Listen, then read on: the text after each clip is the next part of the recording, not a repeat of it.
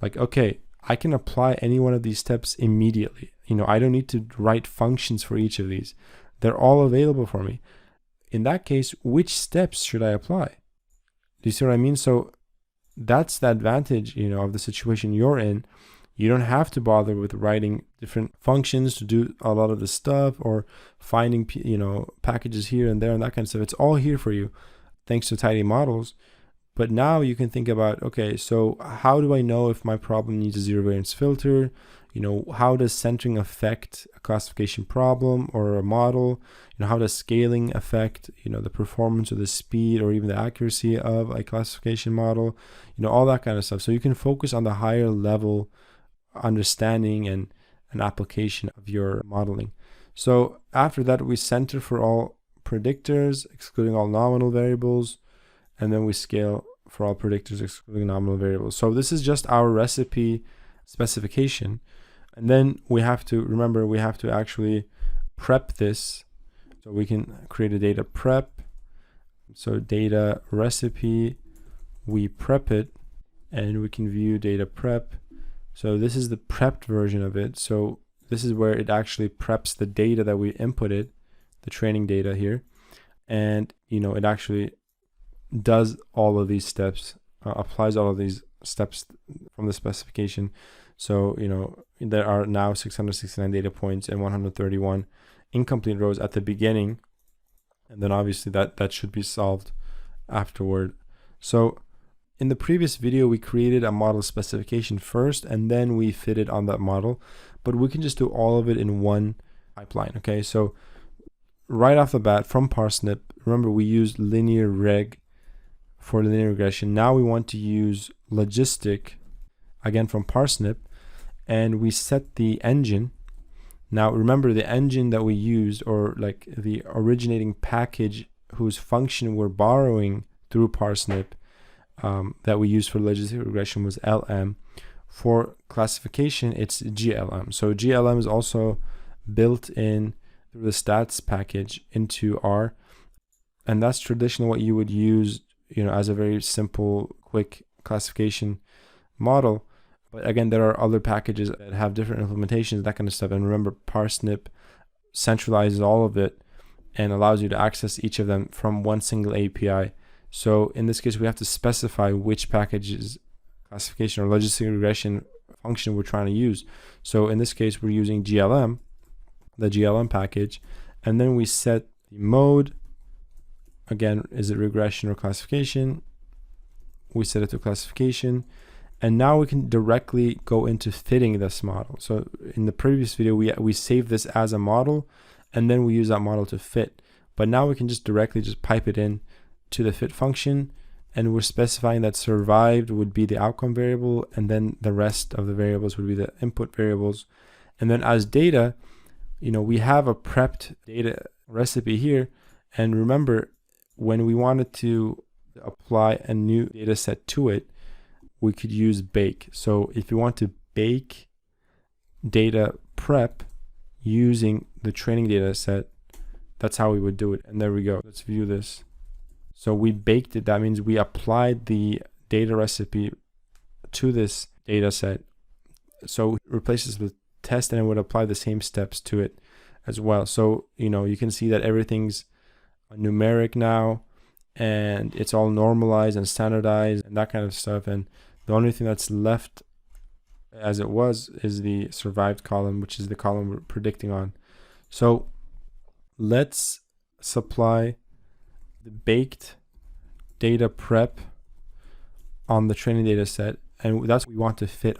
Now again, since the specification does include the training data set within it, we could have just juiced the data prep, but I did it this way so you don't get confused later when we use bake with the testing data set as well.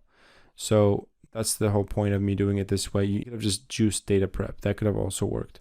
Juice data prep, and we can even compare using, if you remember, Waldo compare, juice data prep, and then bake data prep train. We have to install Waldo. Remember, Waldo lets you compare the data frames, and it shows you the difference between, if there are any differences between them, it'll show you, color encoded the differences between them. So you can see there are no differences between juicing data prep or baking data prep with a new data input, which is train. So the reason this has no differences is because, this data recipe was prepped on train. Now, again, this might be a little too advanced for this course, but I'm going to try to explain to you why do we even need to specify a training data set in the specification. The reason for that is, and I mentioned this before, but it's kind of complex, so I'm trying to explain it again. You don't want to in any way overfit anything you're doing, not just the model, but even your data preprocessing to your complete data set. Otherwise, you can't objectively validate the results or the model. So this includes, a lot of people mistakenly think that this is only for training the model, but overfitting or adding bias to your model can also start from your data preprocessing.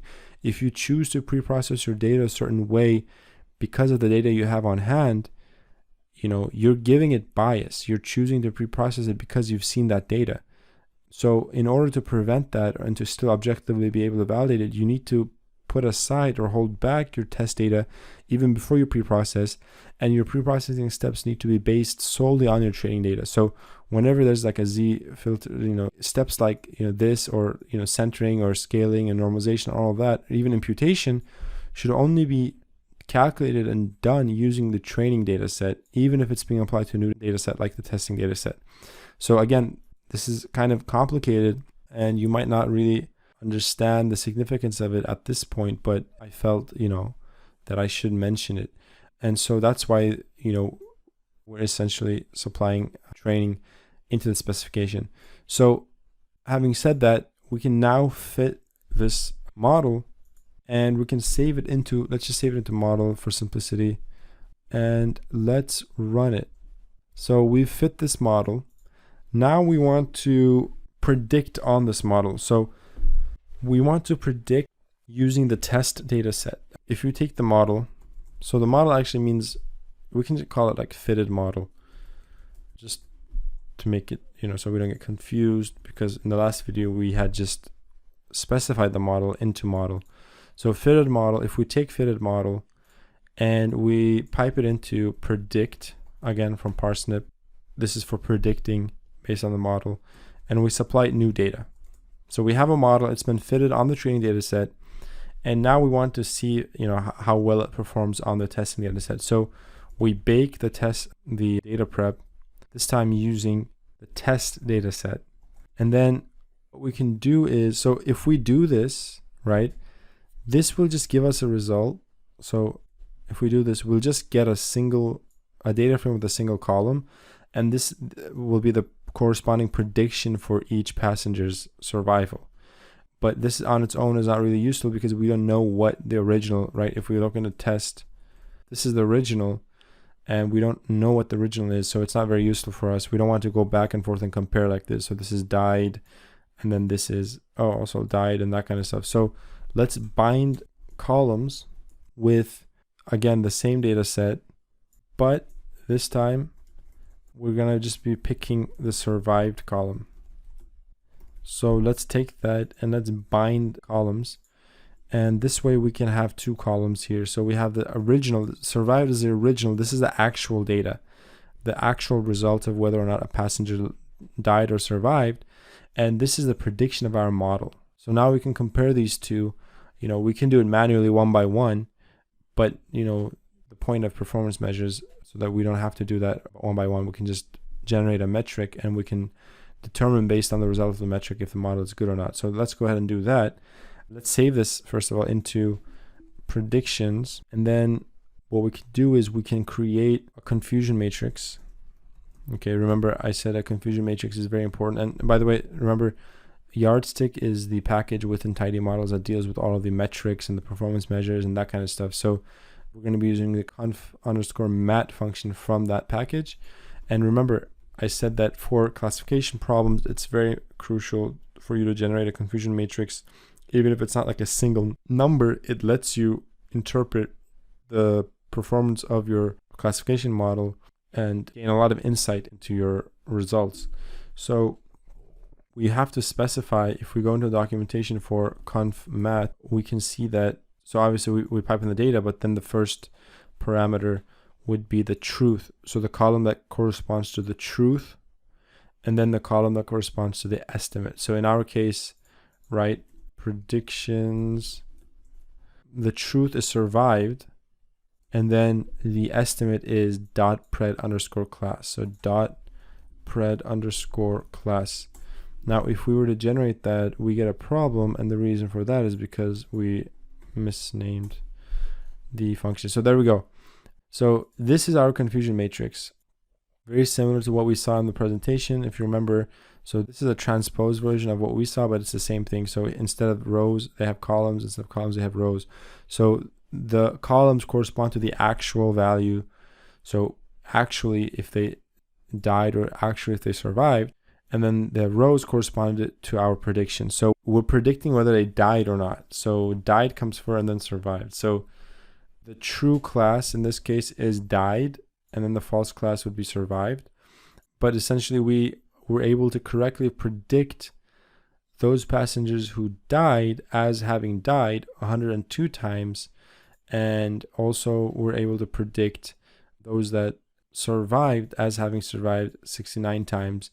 And so, you know, these overall are larger numbers than these ones here. So this is a pretty good sign, right? So this is starting to give us some insight into the performance of our model. And, you know, you could do a lot with this. Again, if we had more time, we can convert these into statistics, into probabilities, and to see the percentages and that kind of stuff. And I've done something like that in a previous video. So if you remember how to do that, go ahead and do that. But now we want to actually generate a metric. Let's use the metrics function from Yardstick again, and this will generate for you different metrics depending on the type of model you have. So you might have a model that is, you know, just a classification model, or another type of model, whatever it is, it'll calculate the relevant metrics for you. So you don't have to worry about keeping in mind which metrics are used for which type of model and that kind of stuff. So, and we can pull up the documentation. You know, I'm doing this for you so you don't mix up the order of it, but, you know, it's again truth and estimate. So you put in, for truth we had the survived column, so we put in that, and then for the estimate it's the predicted class. So it says that for, you know, binary classification, these are the two metrics that you can calculate. We don't care about this one, so we're just gonna first select, we're gonna remove the estimator. We don't want to know the method they used, and so we remove that, and then we want to filter for accuracy. So we want to actually view the accuracy like so, and so you can see that we have an accuracy of 0.77. This is 78% essentially, which is good. It is a good model. It could be better, and how you would make it better would be obviously, first of all, to improve your pre-processing, and maybe improve, you know, we got rid of some of these columns, but maybe we don't need to get rid of all of these columns. Maybe we can find useful information in them, and we can fine tune the hyperparameters in our model. And that's something we're going to learn in future sections of this course. But essentially we can fit multiple versions of the same model by tweaking or tuning different hyperparameters, and then based on that come to a conclusion as to which one to use. And a very important hyperparameter for classification would be the threshold value. So what we could do here is we could plot the ROC curve, and then based on that, you know, determine a threshold, and then retrain our model, and so on and so forth. And that's a whole process of going back and forth, and we're going to be going into that in future videos, but the same process could be applied to this as well. Again, in this video I just want to give you the technical tools you need for logistic regression, but you should be getting exposed to the whole machine learning workflow from other videos. So the accuracy is not bad. It's good actually, right? 77% accurate is the model. So that's pretty good. And again, you know, you should be able to get this above 80%. Remember, accuracy on its own is not always enough, right? So we want to also be able to calculate the precision and the recall. So let's take predictions and let's calculate the precision. Again, this is from Yardstick. And again, the actual classes are in the survived column, and then we have the predicted classes in this column here. and then we can bind rows. So let's first see what this gives us. So goodnight function precision, because you have to spell it correctly. So the precision for this model is 81 or 82%, which is really good. And if we were to do the same thing, but for recall, again, from the yardstick package, this is also a pretty high recall. So remember, we wanted to ideally maximize both the recall and the precision.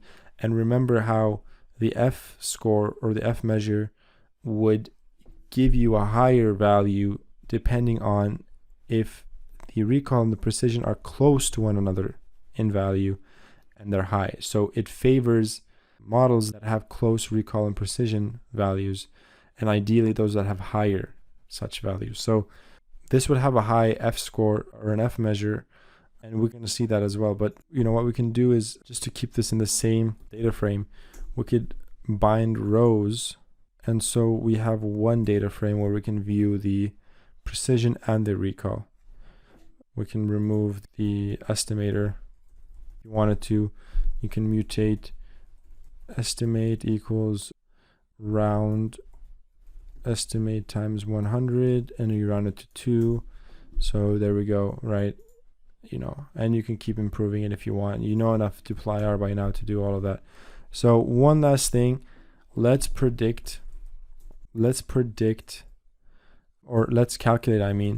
the F measure or the F score or whatever. Like, there are different versions of it, but essentially they're all a combination of the precision and recall, some sort of average between the precision and the recall. You can look up the documentation for this function to see which implementation of the F score or the F1 score they've used, but essentially, it'll give you a high value if it's essentially a harmonic average or some sort of average of the precision and the recall. So in this case, it might be an exact average, but I'm not sure. So essentially that means as long as they're both high, you have a high F measure. If one is low, one is high, then you have an average F measure. And if they're both low, you have a low F measure, so on and so forth. So this, we could have just skipped this and gone directly into this. But again, this is confirming that our model is pretty accurate. It's pretty good. And again, I said that it's, we don't have enough time to go into too much depth, ROC curve and that kind of stuff. But I want to show you that all of that is possible and show you how you can go about doing it and experimenting on your own. So I'm going to pull up the documentation for you for a function called ROC_AUC. So the ROC curve and then the area under the curve. And here we go. We have the function here and any information you might need. And just to show you, let's just go ahead and run this. And you should be able to see, like, there's an area under the curve. You have to fit multiple models with different threshold values so that you can actually calculate or you can actually draw the ROC curve. Because remember, the ROC curve, it draws for you the results of different models so that you can pick the best one, right? So, we didn't go into that because it would take too much time. Or you can just play around with the hyperparameters through a range or a grid of values and then plot them and pick the best one, kind of similar to what we did in the original linear regression simple model section, where we had a grid of parameters and we generated models on all of them and that kind of stuff. So anyway, when we get there and we learn how to do that, you can come back here and you can do that with the logistic regression model. You can actually draw the curve, and let's see some examples. So see, these are some examples of actual ROC curves. It's similar to what we saw in the presentations, but these are actual ones. And so see, this is the 1- specificity and sensitivity. So that corresponds to the TPR and the FPR. And then, you want to maximize this while minimizing this. If you go too high, you maximize this. If you go, if you minimize this too far, then you minimize, this is ideally the best, hypothetically the best point. But ideally, in practice, it's going to be this here. So you're going to want to pick that model here. So, just for you to see that it's definitely doable and it's easy. It's just that we don't have time in this example to show you. Bye-bye.